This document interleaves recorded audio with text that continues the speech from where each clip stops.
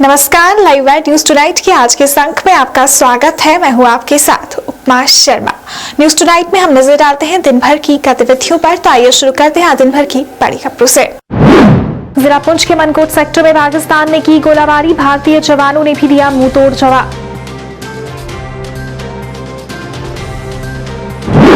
कुपवाड़ा में सुरक्षा बलों ने किया नार्को टेरर मॉड्यूल का भांडाफोड़, हथियारों की बड़ी खेप भी बरामद।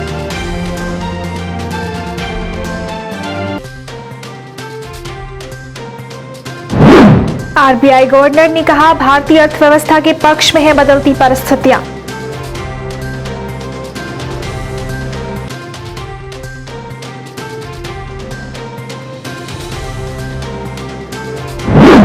और पूर्व राष्ट्रपति अब्दुल कलाम की 5वीं पुण्यतिथि पर देश कर रहा है उन्हें याद, लोग कर रहे हैं नमन।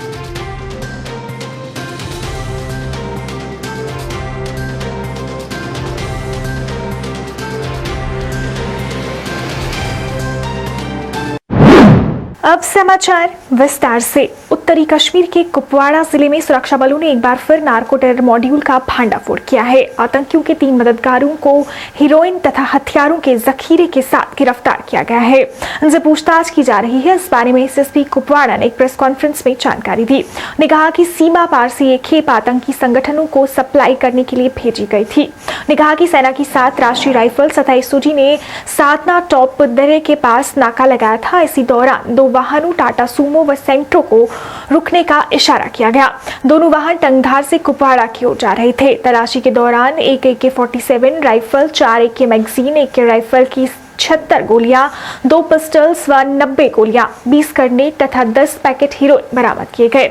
इसके बाद वाहन पर सवार 3 लोगों टंगधार के हाजीनार गांव निवासी आमिर अमीन शेख, बशीर अहमद शेख व टंगधार के भटपुरा के फैजान बशीर शेख को गिरफ्तार कर लिया गया। उन्होंने कहा कि दोनों आरोपियों से पूछताछ की जा रही है। 2 अक्यूज जो नारकोटिक्स और हथियार स्मगलिंग कर रहे थे, इनको आज इंटरसेप्ट किया गया।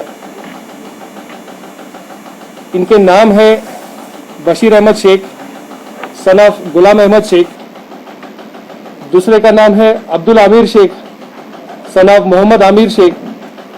ये दोनों टंगधार के रहने वाले हैं। इनको अरेस्ट करके इनके पास से 10.2 kgs नारकोटिक्स, जिसकी कीमत लगभग इंटरनेशनल मार्केट में 50 करोड़ के करीब है, और भारी मात्रा में आर्म्स एंड एम्यूनिशन इनसे रिकवर किया गया। आर्म्स एंड एम्यूनिशन में एक AK-56 rifle, 2 Chinese pistols, 4 pistol magazines, 76 AK-47 rounds, 90 pistol rounds और 20 अलग अलग किस्म के हैंड ग्रेनेड्स शामिल हैं। इनके पास से 2 गाड़ियां भी बरामद हुई है जो स्मगलिंग की एक्टिविटी में इन्वॉल्व थी।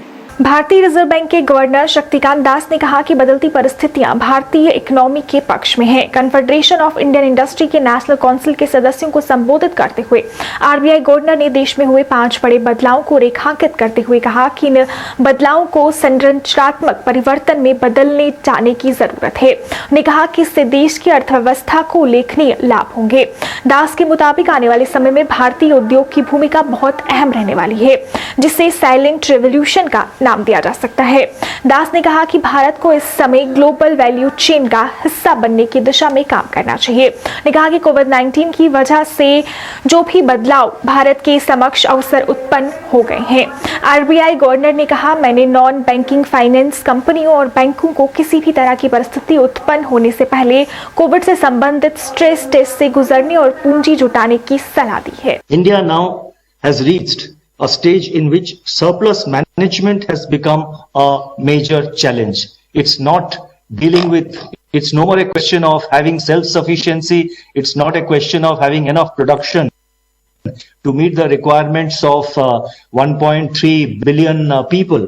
But I think the major challenge today is surplus management of agricultural produce. We need to move now to policy strategies that ensure a sustained increase in farmers' income alongside reasonable food prices for consumers. An efficient domestic supply chain becomes very critical here. Accordingly, the focus must now turn to capitalizing on the major reforms that are underway to facilitate domestic free trade in agriculture. I am reminded here of the 3 steps which I would like to mention here, 3 steps which the government has taken recently. First, the amendment of the Essential Commodities Act. Second, the Farmers Produce Trade and Commerce Ordinance. And third, the Farmers Empowerment and Protection Agreement on Price Assurance and Farm Services Ordinance. Now, all these initiatives have opened up a whole new world of opportunities for industry and businesses. The consequential creation of jobs, augmentation of farmers' income can indeed be enormous. And the benefits, as you are aware, and they have been listed, the benefits of these 3 initiatives. And in fact, I do see these 3 initiatives. One aspect I wanted to highlight is the changing pattern of energy production in favor of renewables. Now, a similar opportunity space now exists in the energy sector also for industry and business. And this is especially in the area of renewables. India's progress in addressing the demand-supply imbalance in electricity has been remarkable. It has now become a power surplus country exporting to neighboring countries. 27 जुलाई 2020 के इस रोज देश अपने 11वें राष्ट्रपति APJ Abdul Kalam को याद कर रहा है। रामेश्वर के एक छोटे से परिवार से देश के सर्वोच्च पद तक पहुंचने वाले एपीजे अब्दुल कलाम का 27 जुलाई 2015 को निधन हुआ था और आज उनकी 5वीं पुण्यतिथि है। पीपुल्स प्रेसिडेंट कहे जाने वाले एपीजे अब्दुल कलाम के निधन को 5 वर्ष पूरे हो चुके हैं। एक सामान्य परिवार में जन्म लेने वाले एपीजे अब्दुल कलाम को एक ऐसे शख्स के रूप में जाना जाता है जो देश के 11वें राष्ट्रपति बनने तक के सफर तक के एक सामान्य जीवन शैली रहे। साल 2015 में आज ही के दिन शिलोंग के इंडियन इंस्टीट्यूट ऑफ मैनेजमेंट में स्पीच देने के दौरान दिल का दौरा पड़ने से उनका निधन हो गया था। अब्दुल कलाम को भारतीय मिसाइल प्रणाली और अंतरिक्ष कार्यक्रम का जनक माना जाता है। आज पूरा देश उन्हें याद कर श्रद्धांजलि अर्पित कर रहा है।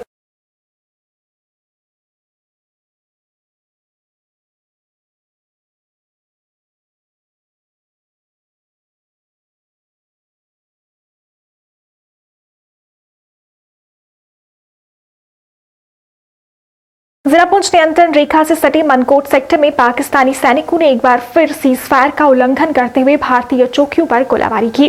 वहीं भारतीय जवानों ने भी इस गोलाबारी का मुंहतोड़ जवाब दिया। करीब पौने घंटे तक रुक रुक कर हुई इस गोलाबारी में किसी नुकसान की सूचना नहीं है। हालांकि भारतीय सेना ने इसी सेक्टर से जुड़े रिहायशी इलाकों में अलर्ट जारी कर दिया है। लोगों को सुरक्षित स्थानों में शरण लेने के लिए कहा गया है। मिली जानकारी के अनुसार पाकिस्तानी सैनिकों ने सुबह करीब 10:20 पर भारतीय चौकियों को निशाना बनाते हुए गोलीबारी शुरू कर दी। भारतीय जवानों ने भी तुरंत मोर्चा संभालते हुए जवाब में गोलियां चलाई। करीब आधे घंटे के बाद पाकिस्तान ने मोर्टार दागना शुरू कर दिए। भारतीय जवानों ने भी उसी अंदाजे में मुंहतोड़ जवाब दिया। करीब पौने घंटे तक हुई इस गोलाबारी के बाद अचानक से पाकिस्तान की ओर से गोलाबारी बंद हो गई। भारतीय जवान सीमा पर पूरी सतर्कता बरते हुए हैं।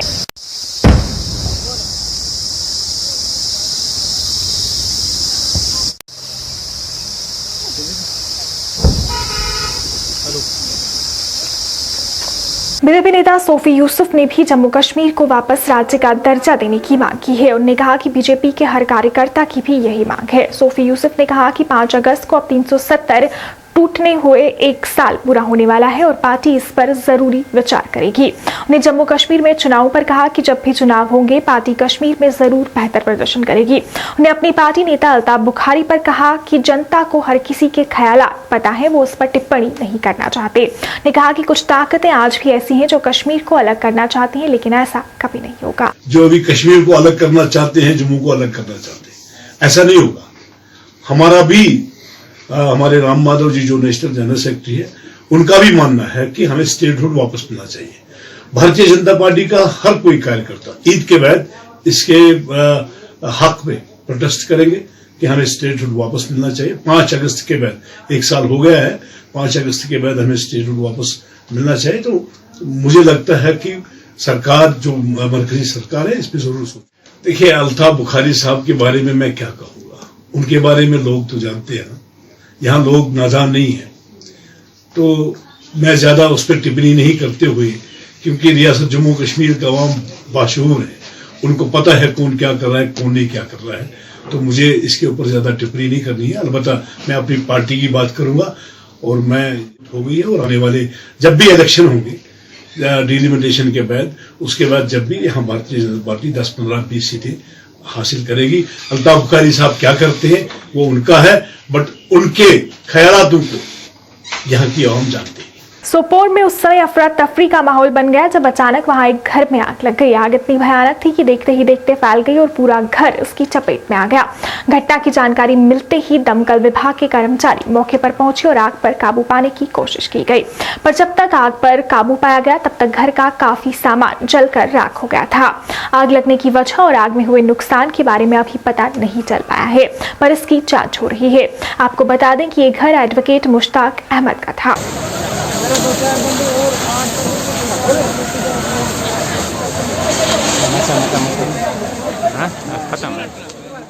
भारतीय जनता पार्टी महिला मोर्चा द्वारा आज से पौधारोपण अभियान की शुरुआत जनाना पार्क से की गई। महीने भर चलने वाले इस अभियान में 51,000 पौधे लगाए जाएंगे। इस अभियान के आयोजन का मकसद लोगों को पेड़ लगाने के बारे में जागरूक करना और लोगों को इसके लाभों के बारे में जानकारी देना है। आज इस कार्यक्रम की शुरुआत में भाजपा के संगठन महामंत्री अशोक कोल, पूर्व मंत्री प्रिया सेठी, महिला मोर्चा की अध्यक्ष संजीता डोगरा व अन्य पार्टी कार्यकर्ता मौजूद रहे। संजीता डोगरा ने इस कार्यक्रम के बारे में विस्तृत जानकारी थी और बताया कि अभियान 27 अगस्त तक चलाया जाएगा, जिसमें जगह जगह 51,000 पौधे लगाए जाएंगे। भारतीय जनता पार्टी महिला मोर्चा की ओर से हमने एक संकल्प लिया है वृक्षारोपण का, जिसका अभियान आज से हमने ये शुरू किया है। आज हमारे प्रदेश स्तर पर और हर जिला के स्तर पर, मंडल, यहाँ तक कि बूथ स्तर तक हमारी सभी भारतीय जनता पार्टी महिला मोर्चा की जितनी भी बहनें हैं वो सब वृक्षारोपण का जो आज है उन्होंने उद्घाटन कर दिया है। ये हमारा अभियान पूरा 1 महीना चलेगा, अगस्त के एंडिंग तक हमारा ये अभियान चलेगा और मिनिमम हमने 51,000 का संकल्प लिया है।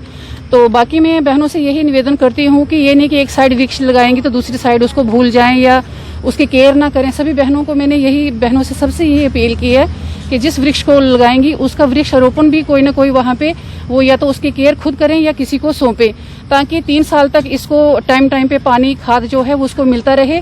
और खासकर ये जो पूरे विश्व में ग्लोबल वार्मिंग का जो चल रहा है, इसके कारण हमारे आदरणीय प्रधानमंत्री जी भी बहुत चिंतित रहते हैं। तो ये हमारा महिला मोर्चा की ओर से छोटा सा प्रयास है। वहीं इस अवसर पर मौजूद प्रिया सेठी ने इस अभियान के आयोजन के लिए महिला मोर्चा की सराहना की और कहा कि इससे वातावरण साफ और संतुलित रहेगा और लोगों को काफी लाभ पहुंचेगा। जो विश्व है वो भी जो है, जो हमारे ऋषि मुनि जिस तरह से औषधियाँ लगाते हैं वो करते हैं, उनका ज्ञान जो है आज इसी महामारी के अंदर काम आ रहा है। इसी के उपलक्ष्य में आज हमारी बहन संचिता डोगरा जी, जो महिला मोर्चा की अध्यक्ष हैं, उन्होंने एक अभियान शुरू किया, उनकी पूरी टीम ने एक अभियान शुरू किया है कि जम्मू कश्मीर के अंदर ज़्यादा से ज़्यादा जो है पेड़ पौधे आज लगाएं और खासकर स्वच्छ हवा, स्वच्छ वातावरण और जो अपना ऋषि मुनियों का पुराना जो ज्ञान है उनके अंदर दें। और मेरे को बहुत खुशी है कि ये जो पौधे हैं, जो औषधियाँ लगी हैं, ये खासकर उन चीज़ों की हैं जो आने वाले समय के अंदर इस कोविड को कहीं ना कहीं इसको करेंगे। और जनाना पार्क से शुरू करने का महत्व इसीलिए है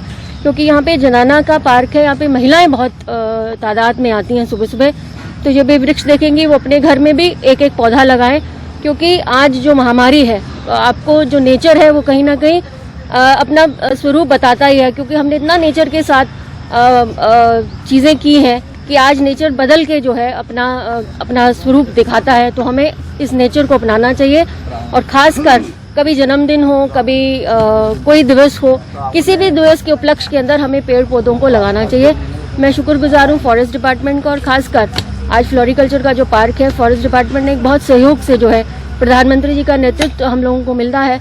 प्रधानमंत्री जी ने सारे यूनियन टेरिटरी के अंदर कोई बहुत लाखों में जो है पेड़ लगाने की कोशिश की और फॉरेस्ट डिपार्टमेंट ने इसका असेसमेंट किया है। हम धन्यवादी हैं और फॉरेस्ट डिपार्टमेंट का और बहनें जो महिला मोर्चा की बहनें हैं उसका भी और संगठन का। पुंछ जिले में सुरक्षा बलों ने बड़े आईईडी धमाके की साजिश को विफल कर दिया है।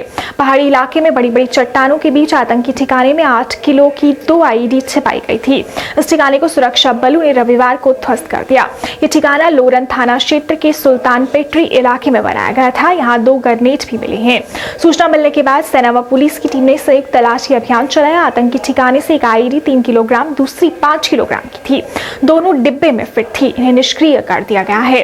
दोनों ग्रेनेड भी मिले हैं। आईडी व ग्रेनेड काफी पुराने हैं। क्षेत्र में फिलहाल तलाशी अभियान जारी है। ये क्षेत्र कभी आतंकियों का गढ़ हुआ करता था।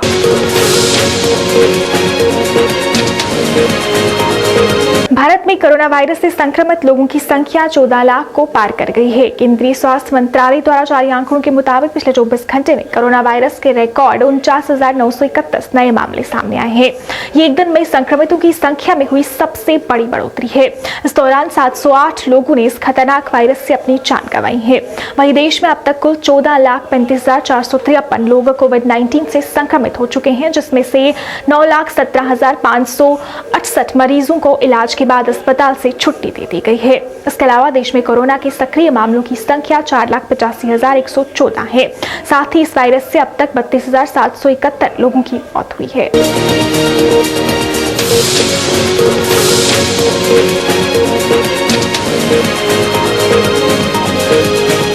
पूर्व एमएलसी और अरोड़ा सभा के अध्यक्ष रमेश अरोड़ा द्वारा आज सभा में हवन यज्ञ का आयोजन किया गया। इस कार्यक्रम में हवन यज्ञ कर महामारी के जल्द खत्म होने की कामना की गई। रमेश अरोड़ा का कहना था कि ये स्थान काफी पवित्र है और यहाँ के साथ लोगों की आस्था जुड़ी हुई है, इसलिए आज यहाँ हवन यज्ञ आयोजित किया गया। उन्होंने कहा कि इसके साथ ही यहाँ एक हॉल का निर्माण करवाया जा रहा है, जिससे यहाँ आने वाले श्रद्धालुओं को काफी लाभ मिलेगा। इस दौरान उन्होंने इस ऐतिहासिक जगह के महत्व के बारे में भी जानकारी दी। माँ विशेष तौर पे बड़ी पवित्र धार्मिक स्थान है। जैसे हमारे यहाँ पर मंडल और देविका और समा 3 ऐसे स्थान हैं जहाँ पे सुख दुख जीवन की यात्रा पूरी भी होती है। तो यहीं पे गंगा की तरह पवित्र स्थान जम्मू कश्मीर में, जम्मू में विशेष तौर पे ये तीनों स्थान ऐसे हैं यहाँ की विशेष मान्यता है। और इसी कारण सरकार ने भी एक प्रोजेक्ट तैयार किया था यहाँ के डेवलपमेंट के लिए। हम लोगों ने कोशिश करके बरादरी की तरफ से कोशिश की है कि यहाँ पर यहाँ के लोकल साथियों को सहयोग लेके यहाँ पर एक भव्य हॉल बनाया है। एक 2 किलोमीटर के ऊपर दूसरा गई के अंदर हॉल बन रहा है और इस स्थान पर एक भव्य मंदिर, ऐसा मंदिर जो आने वाली पीढ़ियाँ देखें कि कुछ यहाँ का स्थान बना है। सरपंच साहब से मैंने निवेदन किया था, उनको लोगों को आज बुलाने के लिए यहाँ पर वो भी आए हैं। सरपंच साहब से निवेदन किया था ताकि आखिर लोगों को, लोकल लोगों को देख रेख में ही सारी चीज़ डेवलप होगी। कुल मिला के इस सारे हालात के अंदर, जिस समय हम कोरोना का काल जो चल रहा है, इस सारे के अंदर भी आस्था जो दिल के अंदर रहती है, जो मन के अंदर रहती है, जो आत्मा के अंदर रहती है, वो आस्था लोगों की जितनी मजबूत रहेगी वो बीमारी से भी उतना लड़ सकेंगे, उतना संघर्ष कर सकेंगे। आस्था जितनी मजबूत रहेगी, ये कोरोना आने वाली जीवन में मुश्किलें, ये सबको व्यक्ति पार कर जाता है। लाइव नाइट न्यूज नाइट के आज के इस अंक में फिलहाल इतना ही। इसी के साथ मुझे और मेरी पूरी टीम को दीजिए इजाजत और आप देखते रहिए लाइव नाइट। नमस्कार।